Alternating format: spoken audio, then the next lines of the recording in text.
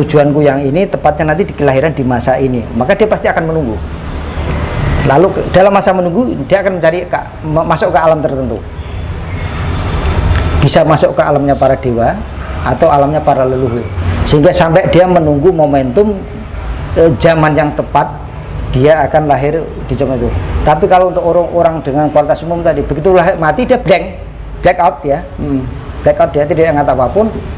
Bahkan yang terparah itu dia tidak bisa masuk ke alam pindah alam, cuman dia masih di dunia ini tapi dengan beda raga, tidak memakai raga lagi, sehingga ya disebut dengan alam penasaran, atau yang selama ini kita sebut sebagai hantu, jin, setan, berpelayangan. Itu adalah mereka yang belum menemukan tempat. Mereka dulunya ya manusia sama. Jadi dalam konteksku ya jin, setan itu menurutku ya tidak ada gitu.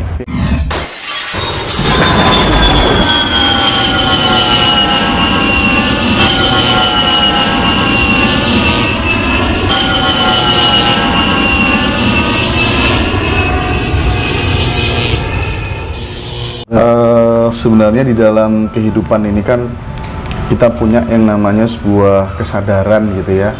Kesadaran kita itu ketika kita sudah meninggal dunia itu gimana? Kesadaran itu masih ada apa enggak? Gitu? Kalau ada, di mana dia? Gitu? Wujudnya seperti apa gitu? Ketika seseorang meninggal dengan kualitas tertentu, nah bahasa kualitas tertentu ini sulit dijelaskan, atau sulit memberikan ukuran gitu, maka kesadarannya itu masih tersimpan dengan baik. Orang dengan kualitas seperti ini, mereka sudah pada perjalanan on the track. On the track itu artinya adalah mereka sudah pada perjalanan manunggaling kaulo Gusti, sehingga dia bisa mengingat masa lalunya dengan baik, perjalanannya itu. Dia dari mana, akan kemana itu dia sudah tahu gitu. Tapi untuk secara umum, ketika seseorang meninggal, maka dia blank, dia lupa, lupa dengan semua itu gitu. Memorinya lupa dengan perjalanan, sehingga sepanjang hidupnya ketika lahir dia mengulang hal yang sama. Hidup untuk mencari makan, mencari kenikmatan, mencari ini, ya begitu-begitu aja. Itu kualitas umum, kualitas atau standar umum. Seperti apakah salah? Tidak salah ya, itu bagian dari proses hidup tadi seperti itu. Tapi sebagian besar manusia memang seperti itu. Jadi untuk mencari makan, untuk mencari kenikmatan, untuk mencari seperti itulah. Jadi kemudian itu yang dialami orang yang meninggal dalam kondisi tertentu itu, yang katanya kesadarannya masih terjaga dan masih utuh, itu apa bedanya dengan yang dialami orang secara umum itu? Artinya dia setelah meninggal itu akan tetap lahir kembali ke bumi atau ada perlakuan khusus? Untuk orang umum yang menentukan lahir ke bumi kembali itu mekanisme alam sesuai tabungan karma. Sementara orang yang kualitas khusus ini tadi, mereka boleh menentukan, mereka boleh memilih, karena mereka ingat. Saya begitu mati dia tujuannya kemana, langsung pergi ke tempat, dia ngecek data kayak gitu ya, cek data kok tujuanku yang belum selesai ini. Kalau untuk zaman ini aku tidak tepat, aku menunggu, ada data dari alam lagi, dibuka file, tujuanku yang ini tepatnya nanti di kelahiran di masa ini, maka dia pasti akan menunggu. Lalu dalam masa menunggu dia akan mencari masuk ke alam tertentu, bisa masuk ke alamnya para dewa atau alamnya para leluhur. Ada alam-alam tertentu lah. Ini tak bahasakan seperti itu gitu loh. Di tempat lain mungkin bahasanya berbeda, ini tak bahasakan secara umum di konteks wilayah kita aja gitu. Jadi masuk ke alamnya para dewa atau para malaikat, sementara mungkin ada juga sebagian masuk ke alamnya para leluhur yang tertentu. Ada seperti itu, sehingga sampai dia menunggu momentum zaman yang tepat dia akan lahir di zaman itu. Tapi kalau untuk orang-orang dengan kualitas umum tadi, begitu lahir mati dia black out ya, black out, dia tidak ingat apapun.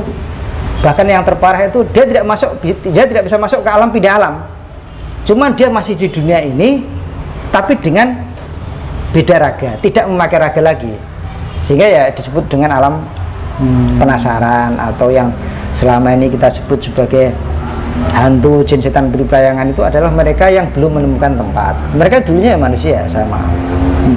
Jadi Tapi, dalam konteksku ya jin setan itu menurutku ya tidak ada gitu. Ya, di dalam proses mekanisme tadi, sirkulasi tadi ya, itu terjadi dengan sendirinya atau kemudian ada yang mengatur? Ada sistem yang mengatur. Yang mengatur itu apa namanya? Sistem di alam semesta. Sistem di alam semesta. Orang menyebutnya mungkin di kalangan tertentu para dewa, di kalangan tertentu mungkin para malaikat. Ada mekanisme yang mengatur. Bukan ada. yang disebut orang sebagai Tuhan itu bukan? Tidak. Tidak. Untuk hal itu Tuhan tidak terlibat. Terus ada mekanisme alam. Terus yang disebut secara umum gitu kan, orang menyebutnya sebagai Allah, sebagai Tuhan, sebagai Allah gitu ya. Itu kalau kemudian bagi orang yang sudah di track tertentu gitu, eksistensinya itu wujudnya itu kira-kira seperti apa, Bapak? Orang sudah dalam konteks seperti itu, dalam kualifikasi seperti itu, mereka tetap ada wujudnya. Secara umum disebut dengan wujud yang sudah bercahaya. Wujud atau nur, yang sudah bercahaya. Nur, dari nur. Nah, itu disebut dengan kalangan para dewa, para malaikat itu. Kalau dewa itu kan berasal dari kata div, artinya cahaya. Kalau malaikat kan jadi nur kan, cahaya. Jadi sama itu. Tapi sebenarnya Tuhan itu ada apa? Ada. Ada ya. Nah, ada itulah Tuhan. Ada itulah Tuhan. Jadi tidak bisa dideskripsikan atau sebenarnya bisa dideskripsikan? Pendeskripsiannya adalah itu, Tuhan itu ada. Ada itulah Tuhan. Tuhan dalam itu segala keberadaan Tuhan ada. Makanya aku menyebutnya tadi kan, segala wujud adalah wujudnya, segala tempat, segala ruang adalah ruangnya atau tempatnya, segala peristiwa adalah peristiwanya. Dalam konteks itu seperti itu. Termasuk bahwa manusia juga merupakan wujud dari Tuhan itu sendiri atau gimana? Tepat. Tapi kenapa ada sebutan makhluk kalau kemudian semua manusia juga merupakan wujud Tuhan? Karena tingkat kesadaran, sehingga ada sebutan. Berarti kalau andai kata kita boleh jujur, dulu mana Tuhan sama manusia kira-kira? Karena kalau tidak ada manusia kan sebutan Tuhan juga tidak ada. Tidak ada yang lebih dulu. Tidak ada yang lebih dulu. Tidak ada. Artinya begini. Kalau yang pertama kali menyatakan Tuhan itu ada, itu manusia, maka yang ada dulu adalah manusia. Manusia. Kalau yang menyatakan bahwa Tuhan itu ada, dan yang menyatakan Tuhan, maka Tuhan itulah yang ada. Makanya tadi kan aku katakan bahwa Tuhan itu ada. Ada itulah Tuhan. Nah, yang ada ini siapa dulu? Aku bahkan selalu mengatakan dari sekitar lebih dari 30 tahun yang lalu, ya Tuhan itu manusia pertama. Gitu loh. Bukan makhluk pertama. Karena mungkin aku waktu itu pemahamanku masih anak-anak itu begini. Tuhan itu manusia pertama, karena waktu itu aku kenal Tuhan seperti ini, seperti manusia seperti ini, makanya aku menyebutnya manusia pertama gitu loh. Tapi pada sebenarnya dia adalah pribadi yang ada pertama. Bahkan aku sebut bahwa beliau beremanasi, memancarkan dirinya menjadi apa saja gitu loh. Itu sebenarnya perwujudan Tuhan. Tetapi ada yang satu, kenapa orang lupa? Itu namanya karena adanya maya. Dalam ajaran kuno namanya maya, ilusi. Dan ilusi ini adalah pikiran, bagian daripada pikiran. Pikiran ya. Betul. Jadi Tuhan itu ada itulah Tuhan. Artinya dalam setiap keberadaan itu Tuhan pasti ada. Apapun itu. Baik memakai wujud yang bisa kita lihat maupun tidak lihat, Tuhan itu ada, eksis. Ya. Oke, kalau konteks orang-orang yang seperti itu tadi, yang itu artinya mereka sudah memakai badan cahaya. Badan cahaya. Ya. Oke, Bopo, saya kadang melihat ya ada anak kecil gitu, anak kecil kelas 3 SD, ada yang 1 SMP, dia udah menderita penyakit yang sangat ganas. Ya, tumor, kanker dan lain sebagainya gitu. Ya. Apakah semua itu pasti ada kaitannya dengan masa lalu? Pasti. Bagaimana? Pasti. Pasti. Setiap apapun yang dialami manusia itu pasti kaitannya dengan masa lalu, dengan tabungan karma yang dia miliki. Artinya dia misalnya si anak kecil ini anak kecil yang sakit itu tadi ya. Berarti memang dia itu hanya meneruskan perjalanan roh sebelumnya atau gimana? Betul, tepat. Tepat. Tetapi kenapa dia memilih orang tua seperti itu? Karena orang tuanya ini pun punya beban karma, punya kualitas karma yang sama, sehingga mereka dipertemukan sebagai anak dan orang tua. Dan itu dia saat kemudian memilih wadah yang baru itu dia nggak bisa memilih sendiri atau sebenarnya bisa milih sendiri? Dalam kualitas tertentu bisa memilih, dalam kualitas umum tidak bisa. Alam yang menentukan. Ada tim, ada mekanisme alam tadi yang menentukan. Oh, karmanya ini, orang tua karmanya ini, datanya ada. Si calon bayi ini tadi karmanya ada, dipertemukan sinkron sama. Oke. Jadi hukum sebab akibat. Artinya kan setelah mati bisa jadi 1 bulan kemudian dia dapat wadah baru, bisa jadi kan? Bisa jadi nggak kira-kira? Maksudnya gimana? Ketika udah meninggal ini ya. Terus kemudian 1 bulan 2 bulan setelah meninggalnya, kemungkinan dia sudah bisa mendapatkan badan baru. Bisa. Itu mesti melalui proses bayi atau gimana? Atau secara umum bisa? Secara umum bayi. Secara umum bayi. Oke. Banyak agama kan ketika kemudian ada orang yang meninggal, termasuk di Hindu, di Buddha, di Islam gitu kan, ada kirim doa untuk leluhur-leluhur. Nah, ketika kemudian berkirim doa kepada leluhur-leluhur, sementara leluhurnya itu sudah lahir kembali, ya. Itu gimana transformasi doanya? Begini, ketika misalkan kita ada kirim doa leluhur dadanya itu baik karena apa? Karena dia akan menciptakan suatu medan ini. Baiknya tentu dengan catatan doa ini dengan doa yang tepat ya. Doa yang tepat ya. Nah, doa yang tepat itu ya, aku mungkin belum berani mengungkapkannya karena mungkin itu sudut pandang orang berbeda-beda. Nanti bisa menimbulkan kontroversi gitu loh. Jadinya doa yang tepat ini memang bisa membantu proses energi pertama di alam. Di alam ini akan menjadi lebih baik, menjadi kualitas menjadi lebih meningkat. Nah, kualitas energi yang meningkat ini tadi bisa mendorong jiwa yang sudah lahir itu nanti untuk terhubung, masuk ke dalam sana, mendorong dia. Artinya semacam kayak charger. Implikasi positif itu terjadi ya di dunia juga, betul, di kehidupannya dia gitu. Tepat. Itu kenapa di ajaran Jawa ada cara untuk melakukan persembahan sesaji untuk agar jagat gede ini baik, juga jagat cilik itu kan sedas manusia yang sudah lahir gitu, tidak peduli dia luhur dari mana, generasi keberapa gitu. Maka di ajaran Jawa ada seperti itu. Jadi apakah implikasi doa itu hanya untuk tidak, juga untuk kehidupan di dunia ketika dia sudah lahir. Jadi tepat itu, seperti itu. Oke, saya bisa terima kalau begitu ya. Seperti itu. Karena ini ilmu fisika ini, men. Ilmu fisika, men. Iya. Cuman gini, saya kebetulan kan dapat informasi dari salah satu teman bahwa Bopo Sri Teguh itu coba dieksplor bagaimana past life gitu, untuk mengetahui past life gitu, kehidupan di masa lalu gitu. Ini kan menarik, jarang sekali yang eksplor soal itu, Bopo. Kan banyak orang tanda tanya, sementara saya dulu ini siapa sih sebenarnya, hidup di mana, berperan sebagai apa, nah, terus sekarang hadir di bumi itu dalam rangka untuk apa begitu. Pripun Bapak? Kalau masa lalu past life itu memang kalangan tertentu bisa ingat detail bahkan, tetapi sebagian besar ya memang tidak ingat. Begitu meninggal ya blackout gitu. Jangankan past life, kita TK aja udah lupa. Iya, udah lupa kan gitu loh. Udah lupa gitu loh. Tetapi untuk itu adalah, kalau pertanyaan ditujukan padaku, apakah aku ingat masa laluku gitu ya? Jelas ingat. Jelas ingat. Detail bahkan. Aku bisa mengingatnya dari kelahiran kapan. Coba minta tolong diceritakan. Wah, itu off the record kalau itu.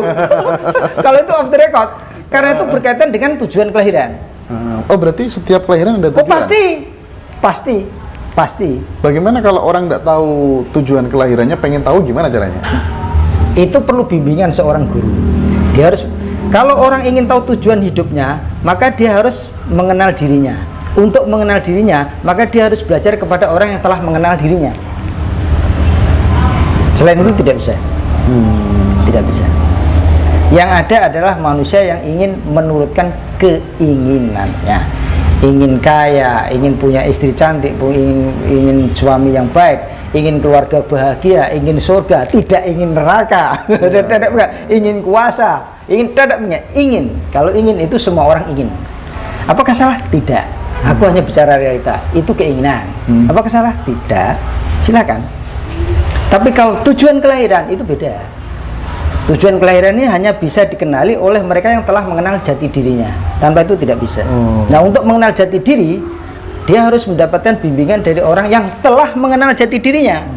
Dan jati diri ini pun, orang yang telah mengenal jati diri pun ada dua versi. Versi pertama adalah dia mengenal jati dirinya lalu bertugas untuk menjadi guru, artinya dia bisa menerima murid, bisa membimbing.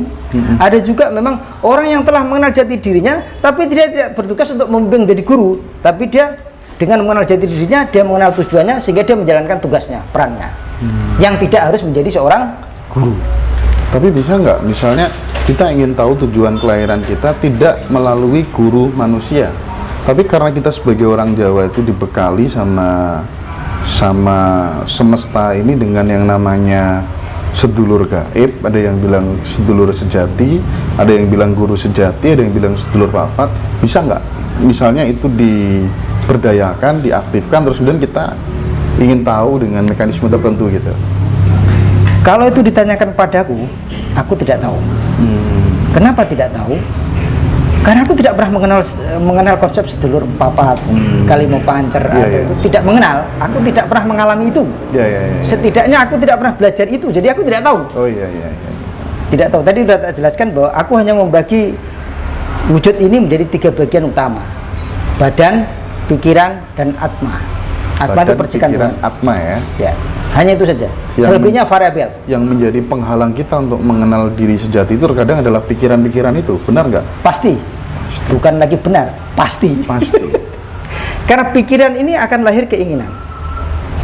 Keinginan yang bercabang, yang penuh dengan daftar itu tadi, itulah yang menghalangi kita untuk menuju kepada Tuhan. Jadi untuk mencapai Tuhan, maka keinginan ini harus dipotong. Karena ini dipotong.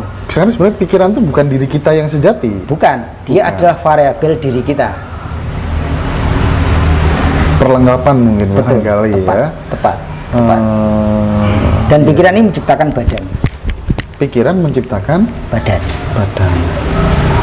Pikiran sama otak beda apa, Po? Beda ya. Otak itulah tempat bersemayamnya pikiran. Tempat bersemayamnya pikiran. Otak itu kan ada di situ, ada di tempurung kepala, toh? Iya. Tetapi terkadang ini orang yang visioner gitu ya, dia kan kadang memetakan, oh nanti masa depanku akan seperti itu. Pikiran atau apa namanya? Pikiran. Memori. Tapi kenapa pikiran itu terkadang banyaknya tembus jadi kenyataan, kekuatan pikiran itu? Nah, tak jelaskan kalau ini. Di dunia ini tidak ada sesuatu yang baru. Kamu tidak bisa menyebutkan sesuatu yang tidak ada. Yang bisa kamu sebutkan itu pasti terjangkau ada dalam pikiran. Iya. Sesuatu yang ada di dalam pikiran itu pasti ada wujudnya. Bagiku, masa lalu dan masa depan, keduanya itu adalah memori. Masa lalu, masa depan adalah memori. Betul. Masa lalu dan masa depan, keduanya adalah memori. Bukan hanya masa lalu yang memori, tapi masa depan itu pun juga memori. Itu kenapa ada orang yang mengetahui di masa depan nanti akan terjadi seperti ini, akan ada begini. Karena itu memori. Karena kita tidak bisa menyebutkan sesuatu yang tidak ada. Iya. Coba sebutkan sesuatu yang tidak ada. Mas Hendra bisa menyebutkan sesuatu yang tidak ada? Tidak ada. Iya, benar. Seluruh alam semesta ini, bukan hanya dunia, seluruh alam semesta ini adalah pikiran. Seluruh alam semesta pikiran. Ya, makanya kalau film Matrix itu keren. Sangat keren. Jadi seluruh alam semesta ini adalah pikiran. Dan pikiran ini bercabang, berwujud menjadi apa saja. Ini disebut dengan bahasa kuno disebut dengan maya. Lalu kenapa kemudian kok bisa terjadi gitu? Apa yang kita tanam di pikiran? Itu logikanya gimana menjelaskan secara rasional? Ini hanya masalah ketepatan waktu karena perjalanan hidup. Ada orang yang begitu dipikirkan lalu terjadi.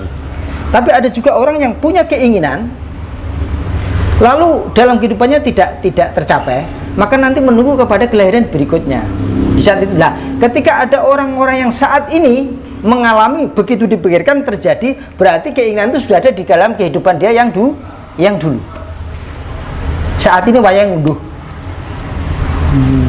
Satu contoh begini, ada anak kecil yang sudah bisa hafal kitab suci, hafal ini dan itu gitu. Padahal dia nggak belajar. Ya karena dia ingat masa lalunya. Di masa lalu pasti dia sudah belajar.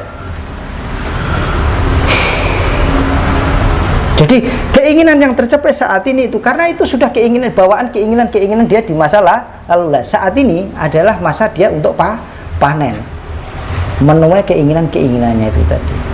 Sehingga ada seolah-olah yang mengatakan begitu terjadi. Ada orang dengan kualifikasi seperti itu, betul.